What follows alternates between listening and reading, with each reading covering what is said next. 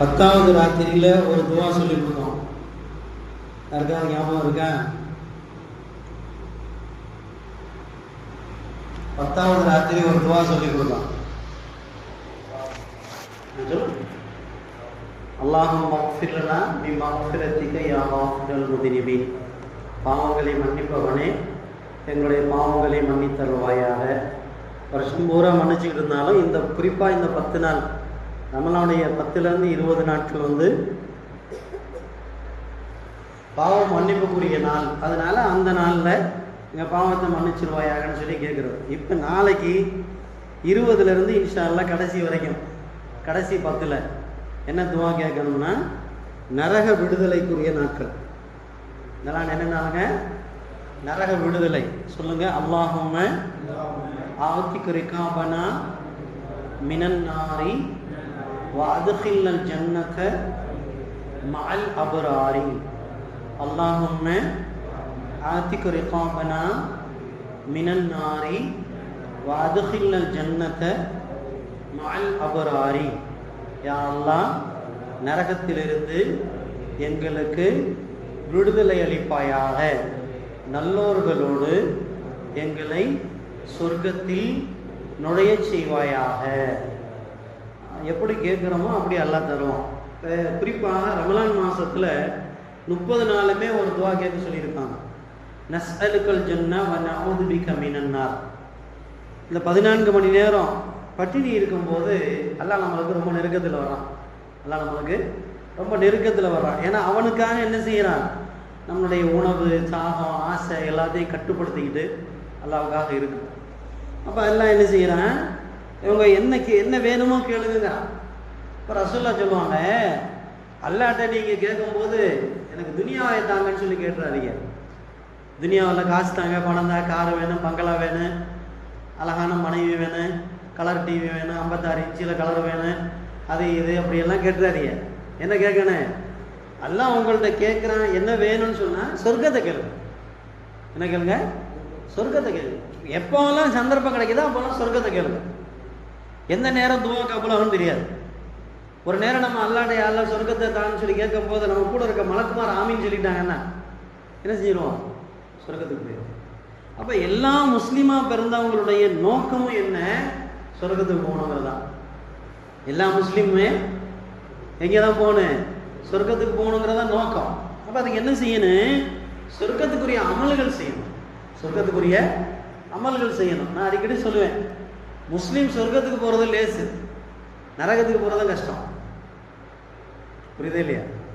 முஸ்லீம் சொர்க்கத்துக்கு போகிறது லேசு, நரகத்துக்கு போகிறது கஷ்டம். சொர்க்கத்துக்கு போகிறது எப்படி லேசு?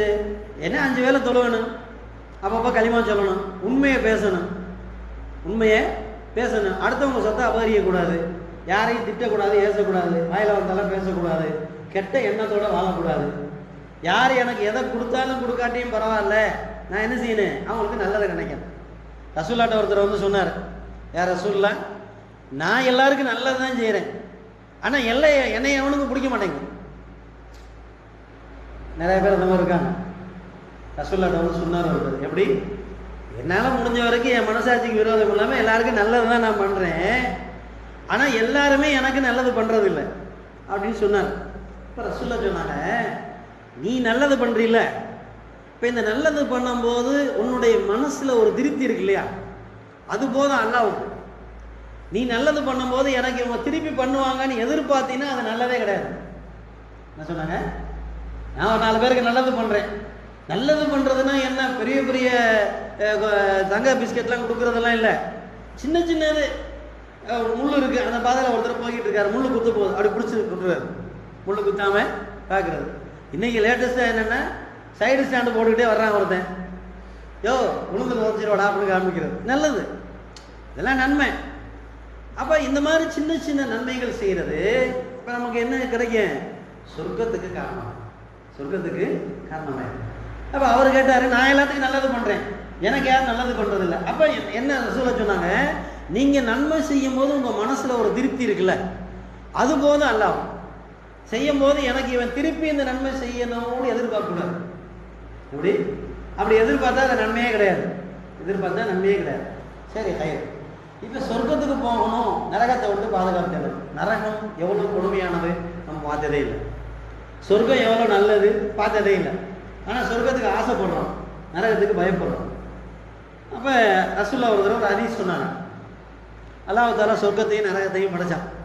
சொர்க்கத்தையும் நரகத்தையும் படைச்சிட்டு மலக்குமாரை போய் பார்த்துட்டு வர சொன்னான். மலக்குமாரை போய் பார்த்துட்டு வர சொன்னான். என்ன சொர்க்கத்தை பார்த்தீங்களா? பார்த்துட்டு வரலாம். அந்த சொர்க்கத்துடைய ஆசை, அதில் உள்ள எல்லா விஷயத்தையும் பார்த்தீங்களா?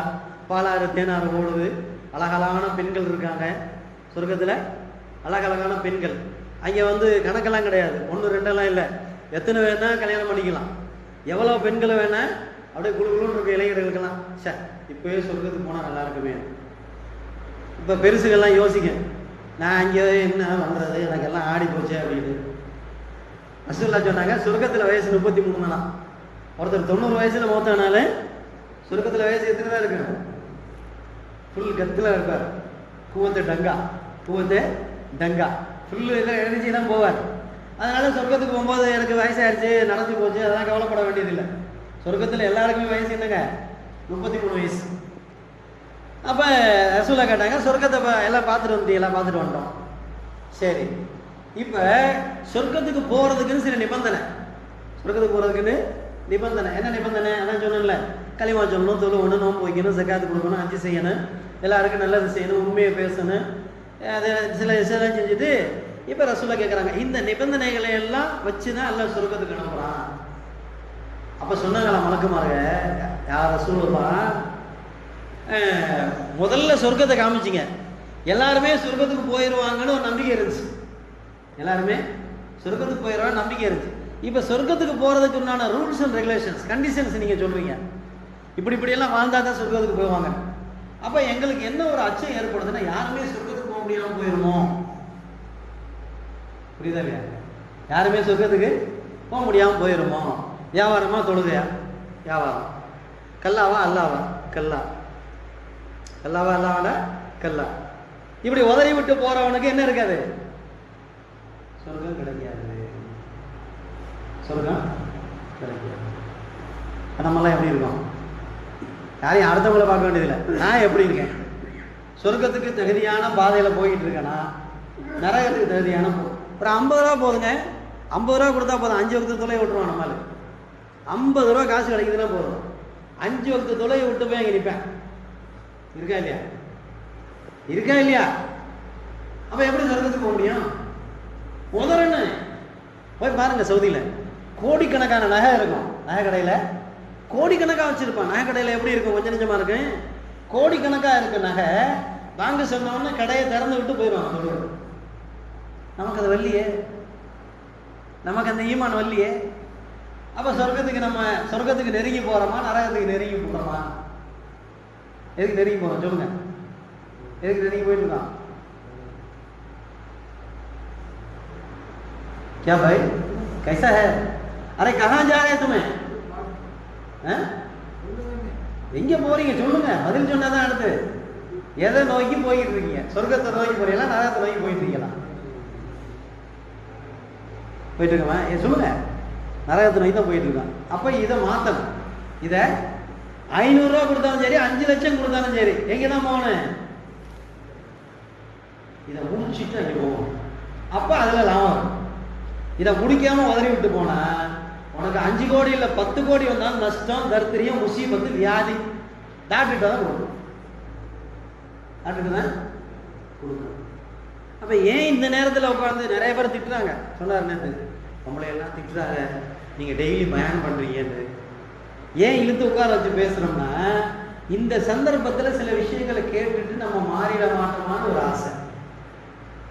நீ சொல்றத சொல்லு, நான் எப்பவும் போலதான், எதுமையிலே என்னமோ பேஞ்ச மாதிரி அப்படின்டா, அப்ப பேசுறதுக்கு அர்த்தம் இல்லை. ஏன் இந்த நேரத்தில் உட்கார வச்சு பேசுறோம்? மாறணும். மாறலாமா? இங்க மாறுற மாதிரி தெரியுது. நீங்க சொல்லுங்க, நாங்க எதுமையிலையோ என்னமோ பேஞ்ச மாதிரி இருக்கு. எதுமையிலையோ என்னமோ பேஞ்ச மாதிரி. அப்ப மாற்றம் வரணுங்கிறதுக்காக தான் இப்ப நீங்க திட்டினாலும் பரவாயில்லன்னு உட்காந்து பேசுறேன். எனக்கு என்ன தேவை? அலான்ஸ் எல்லாம் கொடுத்தவங்க போய் படுத்துடலாம். ஏன் பேசுறேன்? இன்னொருத்தர் சொன்னார், உங்களுடைய பேச்சை கேட்கறதுக்கு அந்த ஊர் மக்கள் கொடுத்து வச்சிருக்கணும்ன்றாரு.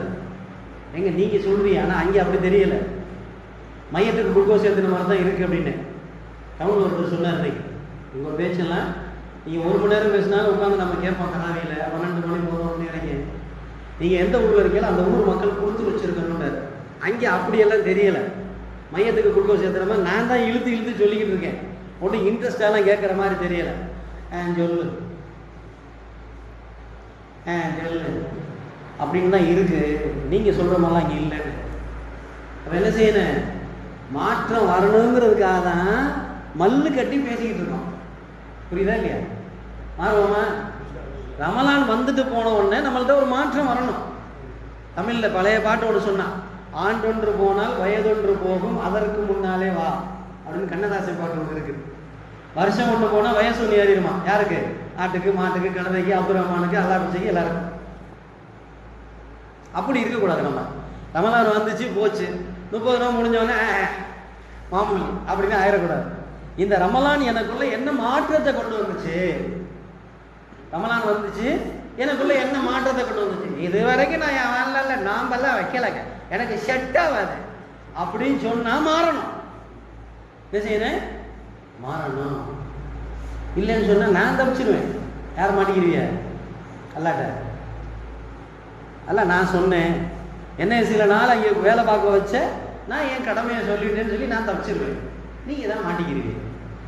அங்கே ஒன்று அவர் சொல்லலை இவர் சொல்லலைன்னா அங்கே சொல்ல முடியாது.